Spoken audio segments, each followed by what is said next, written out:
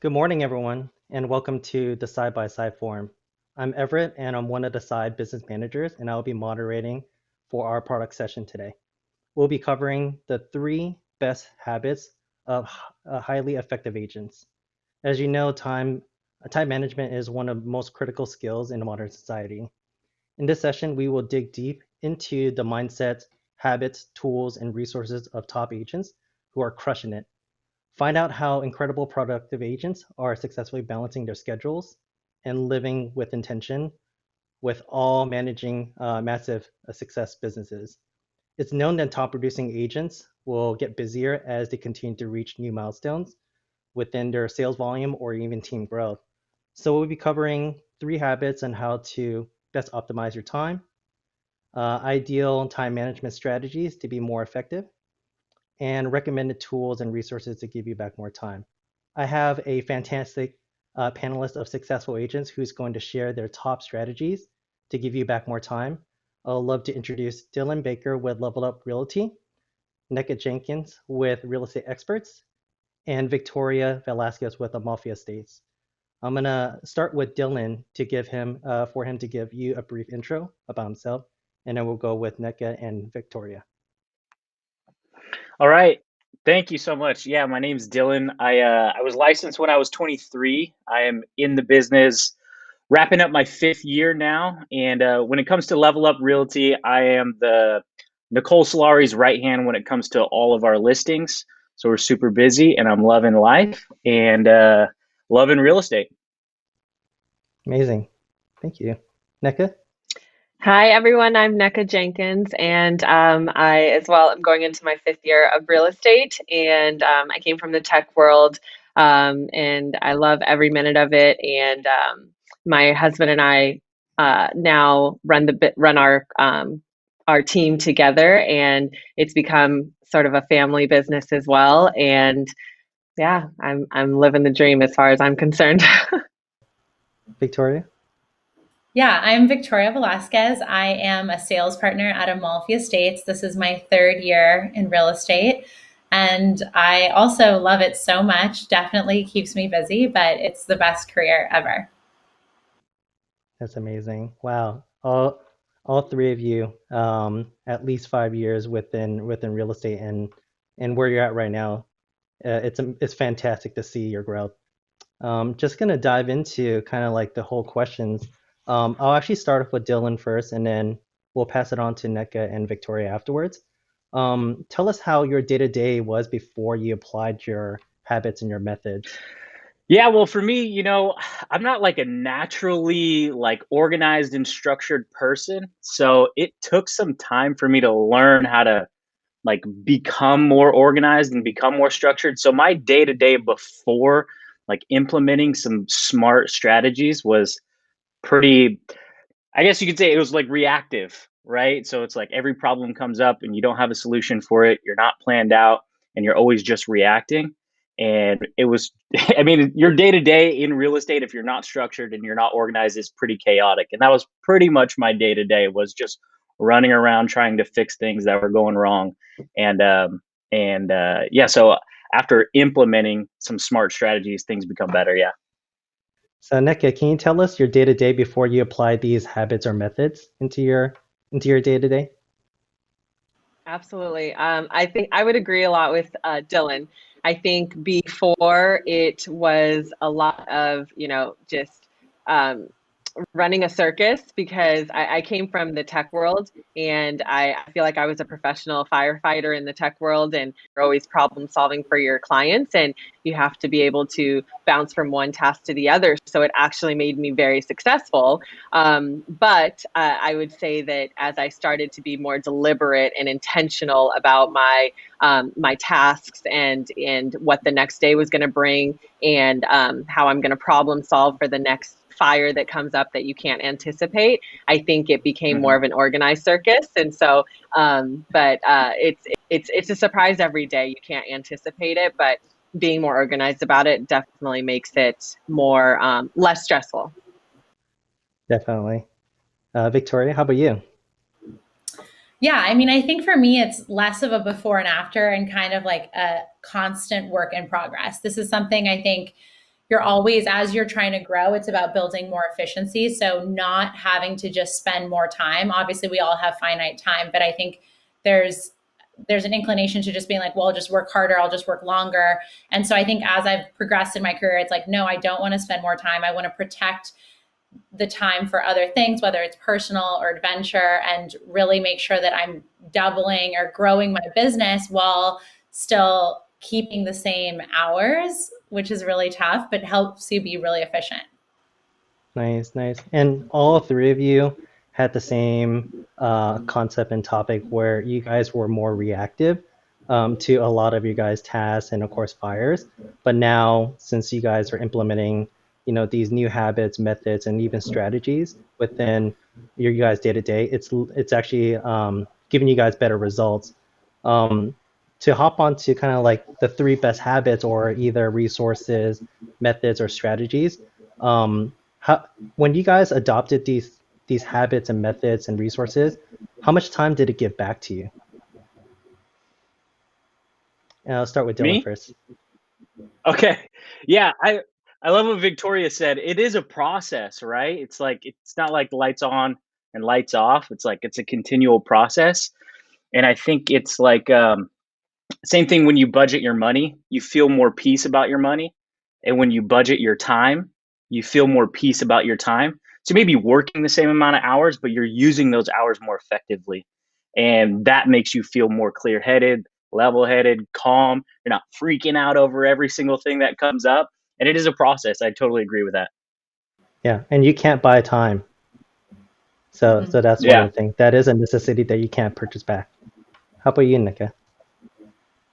I'd say the biggest thing for me that created less stress in the everyday with helping clients is syncing all of my technology. I think that, it's hard even if you plan your day the best. It's really hard to predict where you're going to be.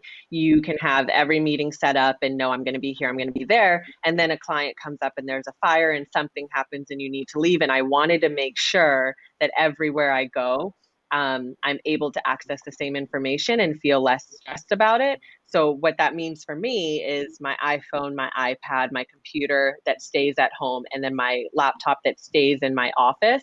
It's critical for me that those things remain in those places. My iPad travels with me, my phone travels with me, but I have the computers and they're all Apple products. Not that it has to be all Apple, but my point in that has been they sync very well for me with the notes, with Basecamp on every computer, with the calendar and the way that it works and talks together. I can hit control copy on my cell phone, and within seconds I can hit control paste on my laptop, and that going back and forth and finding my notes about one client while I'm in the car and then getting into the house and it's there. That's been critical for me to stay organized and have less stress and feel like when I sit down in my office, I have the same tools necessary for when I have to work from home, for whatever reason. So that would probably be my top thing that I really pride myself on is I worked hard enough to get all those products and make sure that they were in the right places and they stay there and they're safe and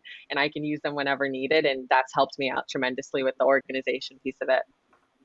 Apple didn't sponsor you to say that, right?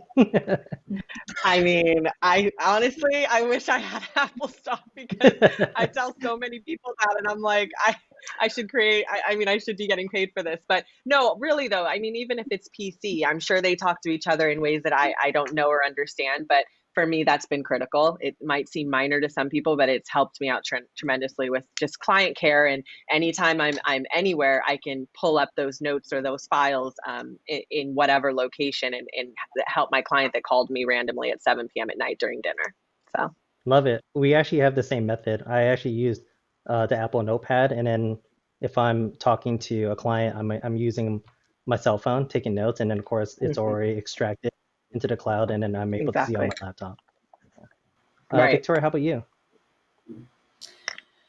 I would say, I mean, this is such a standby, and everyone says this, like, use your calendar and time block. But I think it took getting to the point where I was just so chaotic and so all over the place to realize like how critical it really was. And I think also having the confidence. I used to feel like I had to drop anything for any client whenever they needed it.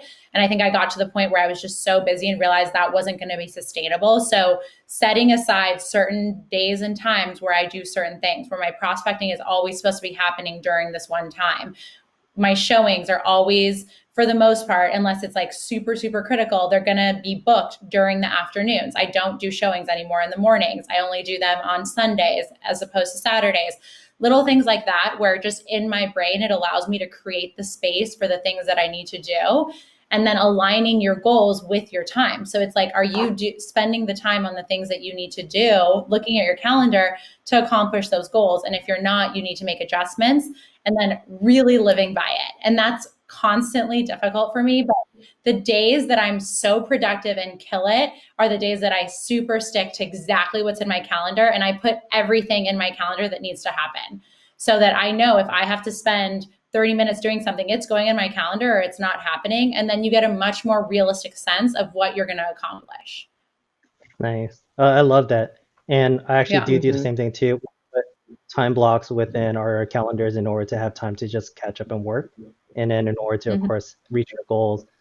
Since you've implemented that method and that best practice, how has that improved your actual business? It's been huge because now I know in the mornings, like that's my prospecting. That's when I do my follow-up. So I automatically know that that's protected time. You have to know how you work. For me, my brain, I need to be focused on one group of tasks at a time. I get really unproductive and inefficient when I'm bouncing back and forth.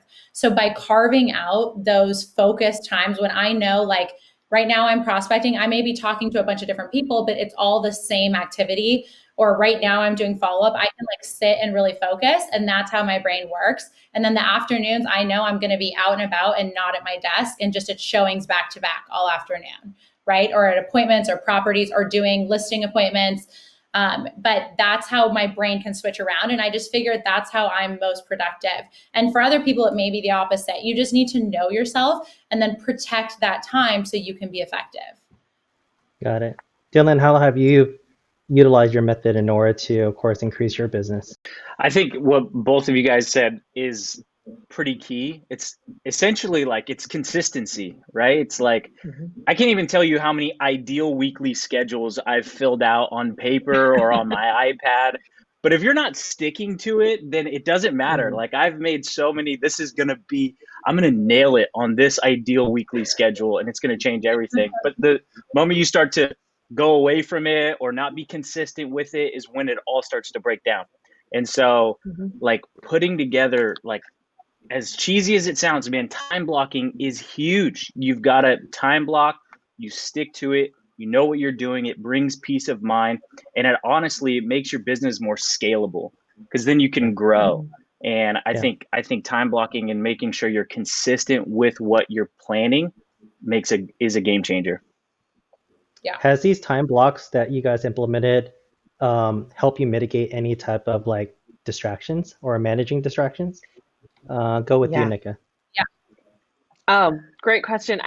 Really quick, I wanted to touch on what they both said, that that's been the hardest thing for me to implement consistently, because as I'm growing, I'm constantly thinking, what if? But I think what's great about what they said, and when you truly implement it, I think what's amazing is that you find yourself simultaneously creating boundaries.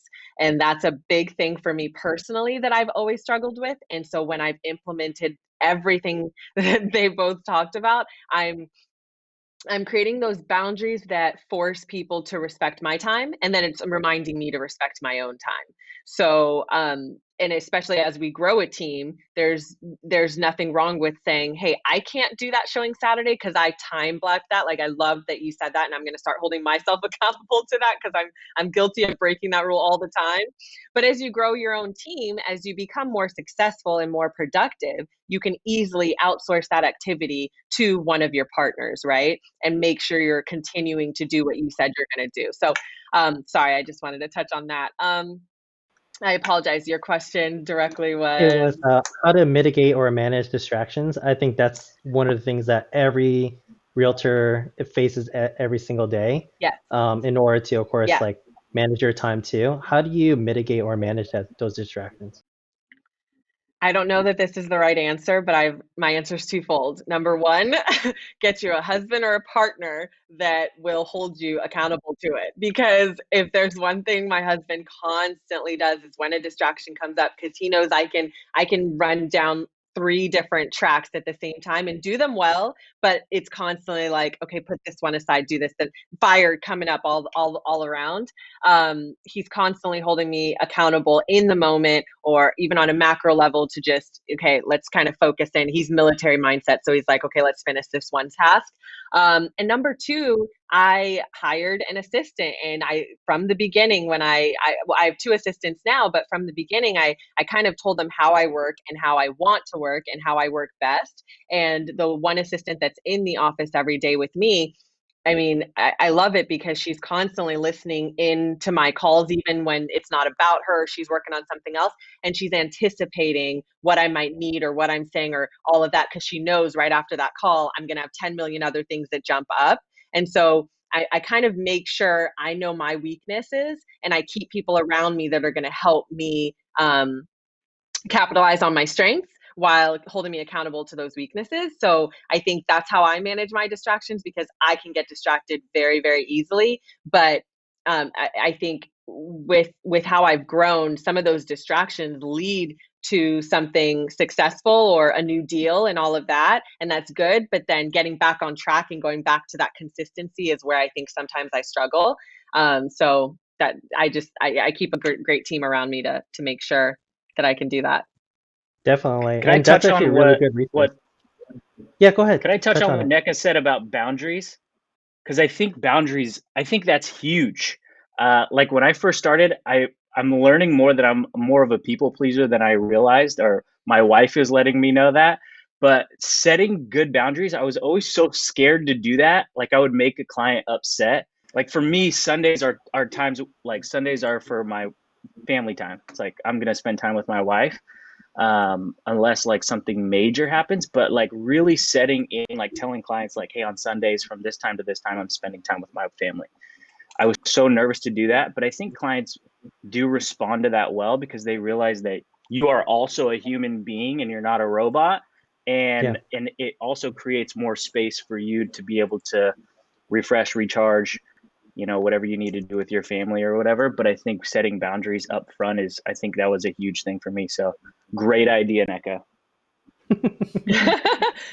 Where I think people go off the deep end of that is they're 6 months in Mm-hmm. the business and they put on their voicemail. I don't know if you guys have seen this.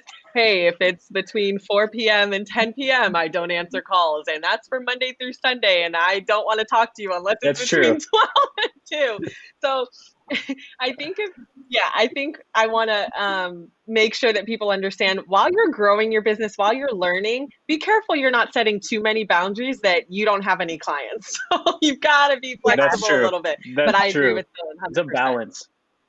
Yeah. And Yeah. I think there's a way to do it that's more effective, right? I don't tell my clients, I'm not going to show you a property on a Saturday. I use my good judgment and I'm like, okay, is it going to make a big difference if I show this property to them on Saturday or Sunday? If not, I'm going to show it on Sunday. If there's multiple offers, 100%.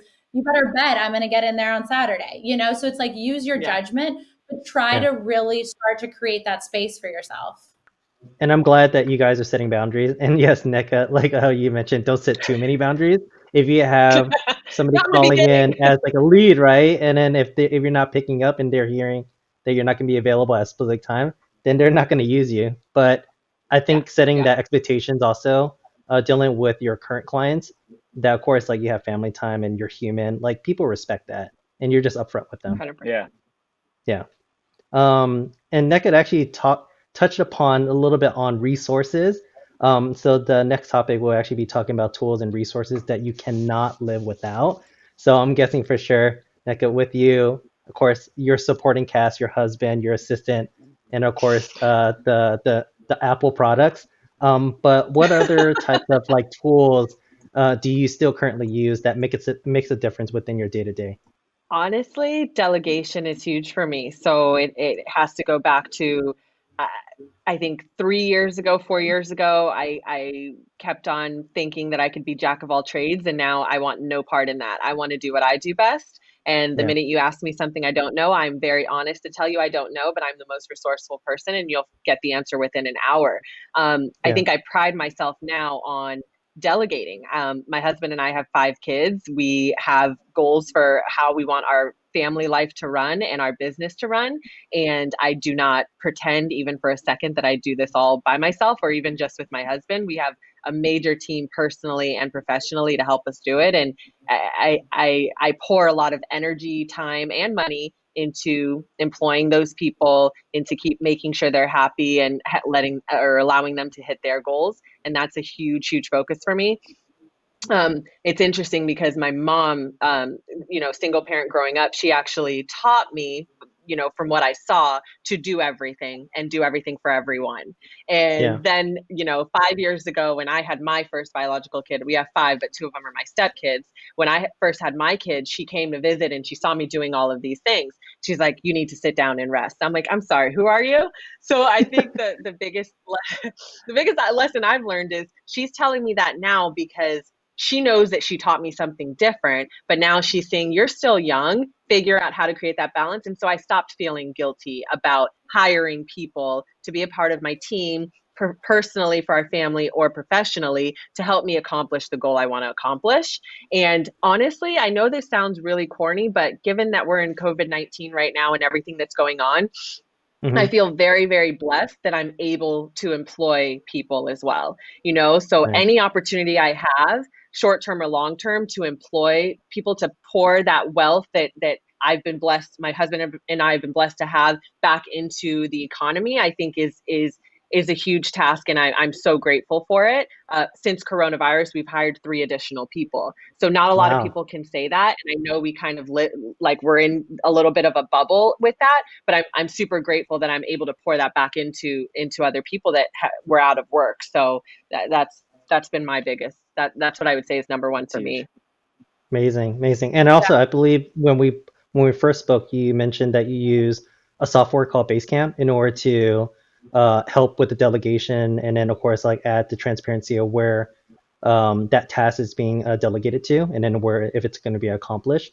Has that been kind of like your saving grace also within the tools that you've been using? It's been my saving grace until I met these two wonderful people on the panel with me, and they're probably convincing me to change to Asana. So the last couple of days, I'm like, maybe I need to rethink this. So yeah, it has. My sister and I have a joke now. She came to visit for Thanksgiving, and she's my best friend. And anything she says to me, it could be personal, it could be about the baby. We have a 5-month-old at home, and anytime she says something, I'm like, "Oh, okay, I'll add it to Basecamp." It could be like, it could be like, "Call mom." My mom just went to Africa, and it'll be like, "Okay, I'll add it to Basecamp, and I'll assign it to my husband." And so literally though, we have everything in Basecamp. Everything. I have Wow. family stuff. I have, yeah, just everything. It holds me accountable because my 2 o'clock, 3 o'clock in the morning, I'm up and my brain's moving, and I have tasks in there before my assistants start their day at 8 a.m. and things get done while I'm, maybe I sleep until 8 or 9 a.m. or something. So that's been critical for me. Wow, that's amazing. How about you, Dylan? Do you use any type of tools or even resources like a assistant in order to help you within your business? For me, I absolutely love Asana, and I know NECA is going to get on Asana real soon, a couple weeks from now. But I know that Asana is huge for us. It's a system and a platform. It's on your computer. You could have it on your phone too, wherever you go. But what we did was we took every step of the transaction from when a lead comes in all the way to our closing gift. And we took a huge wall and we put post-it notes for every single step of the transaction. And we've labeled out whose tasks are assigned to who. And in Asana, we have a master schedule. And so for every single listing that we get, they get transposed to that master schedule. And every single person knows on every single transaction what their tasks are for each house. And you get better at each transaction and each task. So we've got 3 virtual assistants. one person orders the photos, another person does the copy, another person does the marketing, the posting on social media, and it keeps us all in line and it keeps us all organized. And then Monday, Wednesday, and Friday, we sit down together. We have a Zoom call with all of our 3 virtual assistants and me and Nicole, and we go through each transaction, coming soons, pendings, active, on market, and we make sure that we're all up to date on every single transaction. And I could not live without it. It keeps me so much more organized than before. That's amazing. NECA Jenkins definitely going to adopt that soon. Yeah. Victoria, how about you? Pretty Do you soon. use any tools or resources that you can't live without?